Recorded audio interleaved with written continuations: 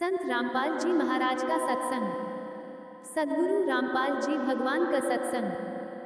चौधरी जीता जाट को ज्ञान हुआ जीने की राह।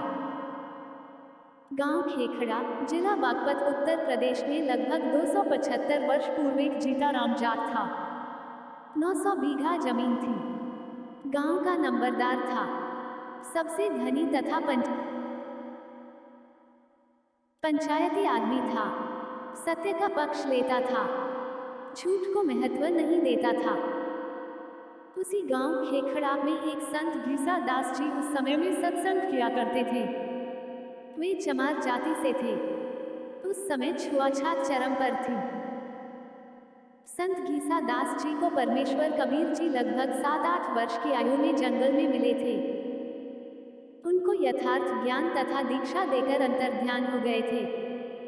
बड़े होकर संत श्री घीसा दास जी सत्संग करने लगे। आसपास के व्यक्ति सत्संग सुनकर दीक्षा लेकर संकट मुक्त होने लगे। दिन में अपने निर्वाह के लिए कार्य करते तथा रात्रि में सत्संग सुनते थे। महीने में 2 दिन सत्संग करते थे। रात्रि के सत्संग में स्त्री और पुरुष दोनों जाते थे। गांव में चर्चा चलने लगी कि रात्रि में स्त्रियों का जाना उचित नहीं है, कुछ भी अप्रिय घटना हो सकती है, इसलिए सत्संग को बंद करा दिया जाए। गांव खेखड़ा की पंचायत हुई। पंचायत में सत्संग बंद कराने का निर्णय लिया गया और यह संदेश स्वयं पंचायत का प्रमुख चौधरी जीताराम जी को कहा गया। चौधरी जीताराम जी संत घीसाराम जी के घर गए। उस दिन सत्संग चल रहा था। गांव की पंचायत के फैसले की चर्चा पूरे गांव में हो चुकी थी। जब चौधरी जीताराम जी पहुंचे तो सत्संग श्रोताओं को लगा कि चौधरी साहब जाट दिमाग के हैं, संत जी से झगड़ा करेंगे। जीताराम जी घर से लाठी लेकर चले थे, जो रास्ते में एक वृक्ष के साथ खड़ी करके आगे चले। विचार आया कि भक्त कोई झगड़ा थोड़े ही करते हैं। अच्छी सभा में लाठी लेकर जाना पंचायती को शोभा नहीं देता। सत्संग चल रहा था। चौधरी साहब ने विचार किया कि कुछ इसकी बात सुनता हूँ, फिर के सुन लूंगा। सत्संग में वही ज्ञान बताया गया जो आप जी हरलाल जी के प्रकरण में पढ़ाए हैं। चौधरी साहब तो भावुक हो गए। आंखों से आंसुओं की धारा बह चली। उठकर संत घीसा जी के चरणों में सिर रख दिया और कहा कि हे गुरुदेव, मुझ अपराधी को मार चाहे छोड़, गलती बहुत बड़ी कर दी है। मैं तुझसे जीव सत्संग बंद करने का आदेश लेकर आया हूँ। क्षमा करो प्रभु। आप दिल खोलकर सत्संग करो, कोई नहीं रोकेगा। संत घीसा जी ने कहा कि चौधरी साहब, जो काम करने आए थे वह कीजिए। जीता जाट फिर रोने लगा और बोला, क्षमा करो, मुझे दीक्षा दो। चौधरी जीता राम जाट जी भक्त बन गए। स्वयं भी रात्रि में सत्संग सुनने लगा। गांव खेखड़ा के घर घर में चौधरी साहब जीतराम जी की संत घीसाराम जी की शरण में जाने की निंदा होने लगी। कहने लगे, संत घीसाराम से बड़ा है, जादू जंत्र जानता है। गांव के चौधरी पर तांत्रिक क्रिया करके अपने वश कर लिया है। सम्मोहन जंत्र मंत्र जानता है। चौधरी जीताराम जी के घर वाले लड़के तथा भाई चाचा ताऊ सब जीताराम जाट तथा घीसाराम संत के विरोधी हो गए। गांव वाले चौधरी जीताराम से कहने लगे कि चौधरी साहब, बुढ़ापे वृद्ध अवस्था में आप भी बिगड़ गए। चौधरी जीताराम जी को आध्यात्मिक घाम मार गया था, यानी ज्ञान का प्रबल प्रभाव हो गया था। वह कहते थे कि हे गांव वालों, मेरे तो भाग्य जाग गए जो मैं भक्त बन गया और आपकी नजर में बिगड़ गया। भगवान करे मेरे की भव तरह तुम सारे बिगड़ जाओ। बिना बिगड़े काम नहीं चलेगा। कुछ दिनों के पश्चात गांव की पंचायत हुई और संत घीसादास जी तथा भक्त जीताराम जी को गांव छोड़ने का फरमान सुना दिया। दोनों गुरु शिष्य तुरंत गांव छोड़कर दूर स्थान पर एक गांव में सत्संग करके जनता को समझाने लगे। बहुत से व्यक्ति अनुयायी हो गए। संतों के चले जाने के पश्चात गांव खेखड़ा में अकाल मृत्यु होने लगी। पंचायतियों के घरों में परमात्मा का प्रकोप प्रारंभ हो गया। किसी के चारे में आग लगे, किसी के पशु मरने लगे, किसी के परिवार में प्रेत बोलने लगे, किसी की बेटी विधवा हो गई, किसी को अधर्म की शिकायत। गांव में पशुओं में रोग फैल गया। गांव के कुछ व्यक्ति किसी बूझा पूछा करने वाले के पास गांव में हो रहे उपद्रव का कारण जानने के लिए गए। बूझा पूछा वाले ने बताया कि आपके गांव में 2 संत भक्त रहते थे, वे गांव से चले गए हैं। वे वापस आएंगे तो गांव बसेगा, अन्यथा उजड़ जाएगा। उन व्यक्तियों ने गांव में आकर पंचायत करके सब बात बताई। गांव के गणमान्य व्यक्ति संत भक्त को वापस लाने के लिए उस गांव में गए। भक्त जीता दास ने गुरुजी घीसादास जी से कहा कि लगता है गुरुदेव यहाँ से भी निकलवाने गांव वाले आ गए हैं, देखो वे आ रहे हैं। संत घीसा दास जी बोले, रख लो चद्दर कंधे पर, चलते बनेंगे। इतने में गांव के चौधरी निकट आ गए और अपने अपने सिर के साफे खंड के संत घीसा व भक्त जीता जी के चरणों में रख दिए।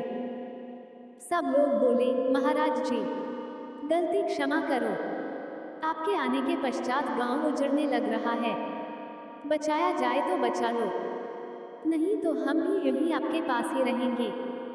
उस गांव के व्यक्ति भी इकट्ठे हो गए। सर्व घटना का पता चला। वर्तमान गांव वाले कहने लगे कि चौधरियों तुम बसोगे तो हम उजड़ेंगे। जब से ये 2 देवता गांव में आए हैं, गांव में किसी की तू मैं भी नहीं हुई। 2 बार बारिश हो चुकी है, देखो फसल लहला रही है। खेखड़ा वालों ने विशेष विनय की तो दोनों महापुरुषों ने लौटने की हाँ कर दी और वर्तमान गांव वालों से कहा कि हम समय समय पर आते रहेंगे। प्रत्येक पूर्णमासी को आप खेखड़ा आया कीजिए, परमात्मा कबीर जी सब ठीक रखेंगे। दोनों महापुरुषों के आते ही पूरे गांव में पूर्ण शांति हो गई। पशुधन स्वस्थ हो गया। अगले दिन भारी बारिश हो गई। किसान लोग फूले नहीं समा रहे थे। 36 बिरादरी खुश थी। सब उपद्रव बंद हो गए। आज तक उस गांव में संत घीसा दास जी तथा भक्त जीता दास जी के नाम के मेले लगते हैं। संत गरीबदास जी ने कहा है कि गरीब जिस मंडल साधु नहीं, नदी नहीं गुंजार, तज हंसा वह देशड़ा, जम की मोटी मार। शब्दार्थ, जिस क्षेत्र में महात्मा गुरुजन नहीं होते और नदी आसपास न बह रही हो, हे भक्त उस देश को त्याग दे, वहां काल की भयंकर प्रताड़ना है। इसलिए हे पाठक जनों, जब भी जिस आयु में सतगुरु मिल जाए, भक्ति प्रारंभ कर देना। संत गरीबदास जी ने कहा है कि गरीब चली गई सो जान दे, ले रहती को राख, उतरी लाभ चढ़ाइयों, करो अपोठी चाक। भावार्थ, हे मानव, जो आयु बिना सतगुरु मिले बीत चुकी है, वो तो व्यर्थ गई। उसकी चिंता छोड़कर सच्ची लगन से शेष बची आयु में भक्ति करके कल्याण करवा ले। भक्ति पर लगने के पश्चात संसारिक कार्य भी आसान हो जाएंगे। जैसे कुएं से पानी निकालते समय नीजू बाल्टी से बंधी रस्सी चक्र से उतर जाती तो बाल्टी को खींचना कठिन हो जाता था। नीजू को फिर से चक्र पर चढ़ाकर बाल्टी खींचना बहुत आसान हो जाता है। सतगुरु की शरण में आने से पहले लाभ रस्सी चक्र से उतरी हुई के समान पानी निकालना कठिन हो रहा था। उसी प्रकार सब कार्य कठिनता से बन रहे थे। भक्ति शुरू करते ही कार्य आसानी से बनने लगे। जैसे रस्सी चक्र पर चढ़ने के पश्चात पानी आसानी से निकलता है। यह विचार नहीं करना चाहिए कि अब तो आयु कम रहती है, अब क्या भक्ति करेंगे। जब भी सत्संग से ज्ञान हो जाए, उसी आयु में दृढ़ता व लगन से भक्ति पर लग जाना चाहिए। भावार्थ, जो आयु चली गई उसकी चिंता छोड़कर शेष की रक्षा करो, यानी भक्ति दान सेवा में लगा दो। जैसे पुराने समय में कुएं से खेती की सिंचाई के लिए चमड़े की चड़स प्रयोग होती थी, जिसमें 2-3 क्विंटल पानी भर जाता था। उसको काष्ठ की चक्री के ऊपर लाभ मोटी रस्सी चढ़ाकर बांधकर खींचते थे। यदि लाभ रस्सी चक्री से उतर जाती थी, फिसल जाती थी, तो उसे खींचना कठिन हो जाता था। उसको जैसे तैसे पुनः चक्री काष्ठ के मोटे घेरे पर चढ़ाया जाता था, जिससे चरस को बाहर निकालना आसान होता था, जो उससे लाभ लेने का यथार्थ तरीका है। इसलिए हे मानव, यदि गुरु शरण नहीं ली है तो आपकी लाभ उतरी पड़ी है। जीवन का प्रत्येक कार्य मुसीबत बना खड़ा है। उस जीवन की लाभ को पुनः पुली चक्री पर चढ़ा लो, चलाओ, आसान हो जाएगा। यानी गुरु जी की शरण लेकर अपने जीवन की राह को आसान बनाओ। वैश्या का उद्धार, जीने की राह। सत्संग सुनने से जीवन सुधर जाता है। परमेश्वर कबीर जी रात्रि में घर घर में सत्संग करते थे। दिन में अपने निर्वाह के लिए सब श्रोता तथा कबीर जी कार्य करते थे। एक रात्रि में सत्संग चल रहा था। थोड़ी दूरी पर काशी शहर की प्रसिद्ध वैश्या चंपाकली का आलीशान मकान था। उस रात्रि में वैश्या को ग्राहकों का टोटा था, जिस कारण से इंतजार में जाग रही थी। उसको परमात्मा कबीर जी की मुखकमल से प्रिय अमृतवाणी सुनाई दी। सत्संग में बताया गया कि मानव स्त्री पुरुष का जीवन बड़े पुण्यों से प्राप्त होता है। जो स्त्री पुरुष भक्ति नहीं करते, दान सेवा नहीं करते, वे परमात्मा के चोर हैं। गीता अध्याय 3 श्लोक 12 में भी कहा कि जो व्यक्ति परमात्मा से प्राप्त धन का कुछ अंश दान धर्म में लगाए बिना स्वयं ही पेट भरता रहता है, वह तो परमात्मा का चोर ही है। जो मानव चोरी, डकैती, ठगी, वैश्यागमन करते हैं, वे महाअपराधी हैं। जो स्त्रियां वैश्या का धंधा करती हैं, वे भी महाअपराधी हैं। परमात्मा के दरबार में उनको कठिन दंड दिया जाएगा। मानव जीवन शुभ कर्म करने तथा भक्ति करने के लिए प्राप्त होता है। कबीर, चोरी जारी वैश्यावृत्ति कबहु ना करो कोय, पुण्य पाई नर देही ओछित और न खोए। शब्दार्थ, हे मानव, चोरी जारी यानी परस्त्री गमन, वैश्यावृत्ति यानी परपुरुषों से धन के लोभ में स्त्री का संभोग करना, कोई भी ना करना। यह मानव शरीर स्त्री पुरुष बहुत पुण्यों से प्राप्त हुआ है। इससे पाप कार्यों को करके गलत स्थान पर जाकर नष्ट मत कर। शुभ कर्म कर, गुरु धारण करके अपना कल्याण करवाओ। मानव शरीर प्राप्त प्राणी को चाहिए कि सर्वप्रथम पूर्ण गुरु की शरण में जाकर दीक्षा प्राप्त करे, फिर आजीवन गुरु जी की मर्यादा में रहकर साधना तथा सेवा, दान धर्म करता रहे। अपना दैनिक कार्य भी करे, परंतु सर्व बुराई त्याग दे, उसका कल्याण अवश्य होता है। अध्यात्म ज्ञान के अभाव से मानव स्त्री पुरुष केवल धन उपार्जन को अपना मुख्य लक्ष्य बनाकर जीवन सफर को तय करता है।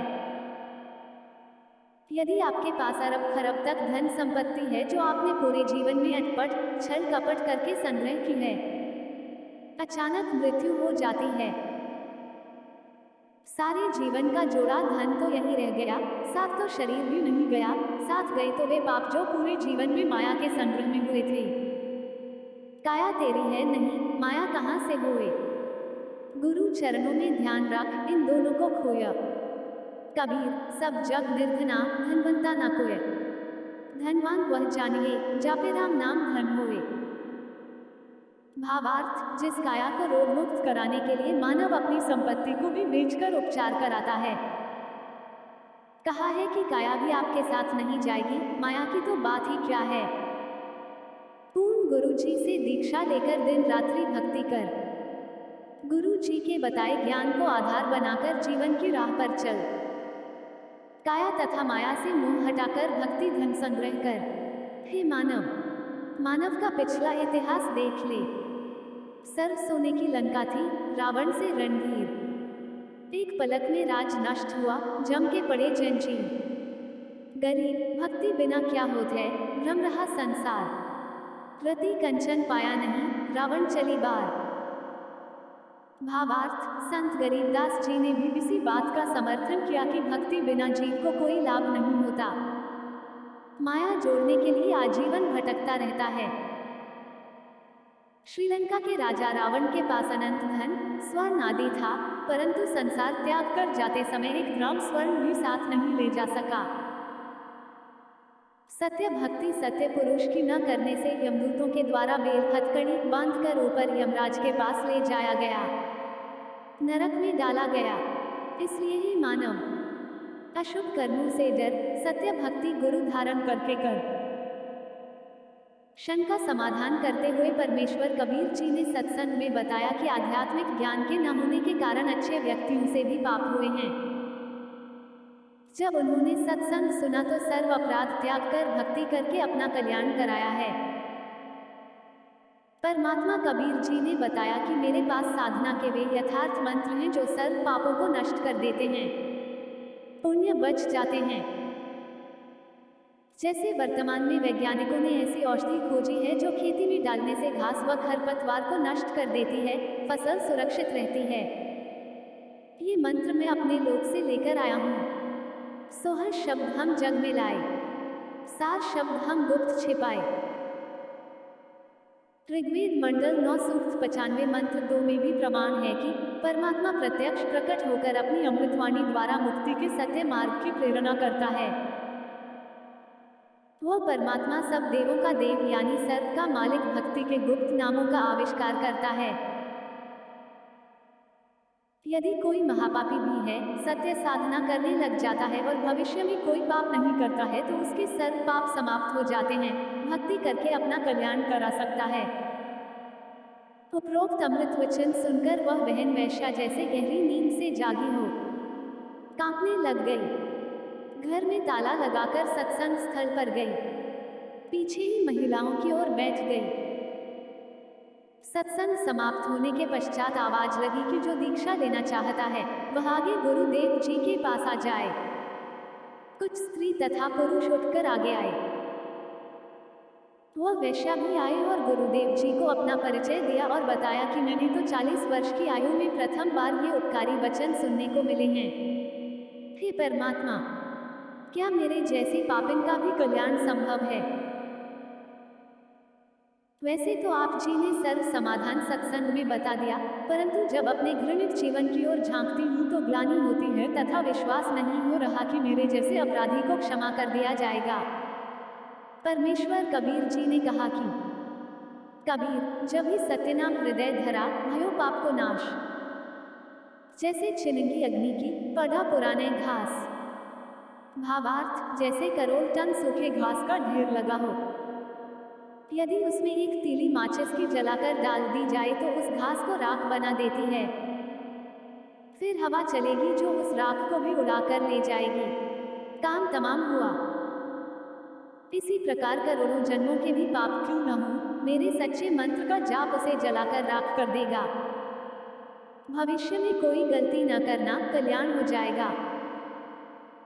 यजुर्वेद के अध्याय 8 मंत्र 13 में भी यही प्रमाण है कि परमात्मा अपने भक्त इंसह घोर पापों का नाश कर देता है, जीव का कल्याण कर देता है। उस बहन ने पाप का कार्य वैश्या का धंधा त्याग दिया।